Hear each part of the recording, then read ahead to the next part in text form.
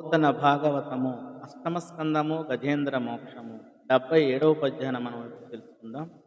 మొరసెన్ నిర్జర దుందుబుల్ జలరుహామోదంబులై వాయువుల్ తిరిగెన్ పువ్వుల వాన జల్లు కురిసెన్ దేవాంగనాలాస్యముల్ పరగెన్ దిక్కులయందు జీవజయ శబ్దధ్వానముల్ నిండే సాగర ముప్పొంగే తరంగ చుంబిత నభో గంగా ముఖాంభోజమై.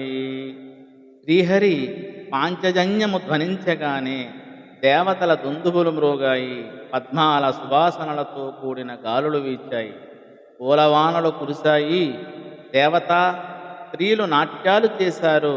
సకల ప్రాణుల జయ జయ ధ్వానాలు నల్దిక్కులా వ్యాపించాయి. తన తరంగాలతో సముద్రుడు ఉప్పొంగి ఆకాశకంగా ముఖపద్మాన్ని ముద్దాడి ఆనందించాడు అని ఈ పద్యభావము. ధన్యవాదం.